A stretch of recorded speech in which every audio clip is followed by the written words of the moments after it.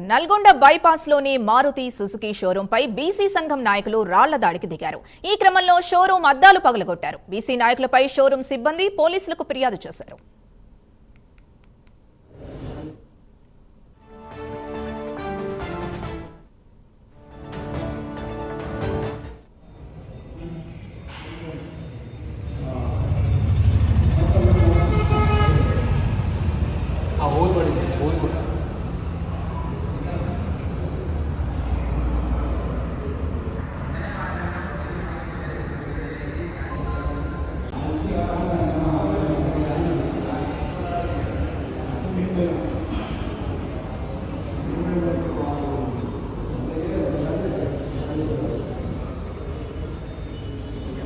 అది నాకు పంపించేసి మనం ఛానల్ వల్ల పంపిస్తాం.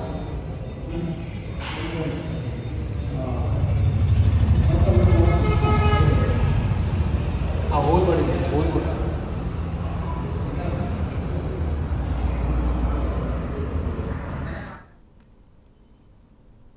సుజుకి షోరూం పై దాడికి సంబంధించి పూర్తి డీటెయిల్స్ మా కరెస్పాండెంట్ శంకర్ అందిస్తారు. శంకర్. రైట్ సింధు, నల్గొండలోనైతే ఈరోజు బీసీ సభ ప్రశాంతంగా ముగిసిందని చెప్పుకోవచ్చు. ఒకవైపు బీసీ సంఘం నాయకులు ప్రశాంతంగా ఈ బీసీ బంద్ని ముగియడం జరిగింది. మరోవైపు అయితే కొంతమంది బీసీ నాయకులు ఎవరైతే ఉంటారో బీసీ నాయకులు నల్గొండ క్లాక్ టవర్ నుండి బైపాస్ చెర్లపల్లి బైపాస్ ఏదైతే ఉంటుందో చెర్లపల్లి బైపాస్ లో ఉన్న మారుతి నిక్సా షోరూం పై అయితే కొంతమంది రాళ్లతో దాడి చేశారని చెప్పుకోవచ్చు. అటు సైడ్ వెళ్తున్న బీసీ నాయకులు ఎవరైతే ఉన్నారో క్లాక్ టవర్ నుండి చెర్లపల్లి వెళ్తున్న బీసీ నాయకులు అక్కడ నుండి క్లాక్ టవర్ నుండి చెర్లపల్లి వరకు వాణిజ్య భవనాలు ఏమైతే ఉంటాయో షాప్స్ షోరూమ్స్ ని ఇంకేమైనా తీసున్నాయా అని చెప్పేసి వాళ్ళు అటు సైడ్ వెళ్ళగా మారుతి షోరూమ్ ఏదైతే ఉంటుందో మారుతి షోరూమ్ ఓపెన్ ఉండడంతో అయితే వాళ్ళతో ఆందోళనకు దిగారు. సిబ్బందిపై వాగ్వాదానికి దిగారు. అలాగే రాళ్లతో షోరూం పై వేయడంతో అయితే షోరూం గ్లాసులు పగలడం జరిగింది. దాంతో షోరూం సిబ్బంది ఈ బీసీ సంఘ నాయకులు ఎవరైతే ఉంటారో బీసీ సంఘ నాయకులపై అయితే కేసు నమోదు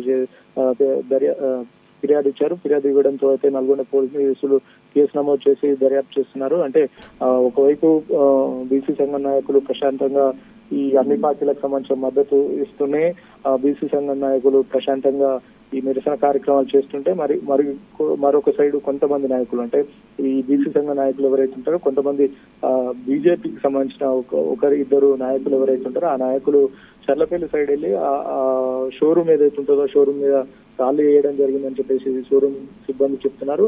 రాళ్లు వేసిన వాళ్ళని కూడా సీసీ కెమెరాల ఆధారంగా అయితే వాళ్ళని గుర్తించారు. వాళ్ళపై అయితే షోరూమ్ సిబ్బంది పిటిషన్ ఇవ్వడం జరిగింది. పోలీసులు కూడా దర్యాప్తు చేస్తున్న పరిస్థితి కనపడుతుంది. Right, thank you Shankar.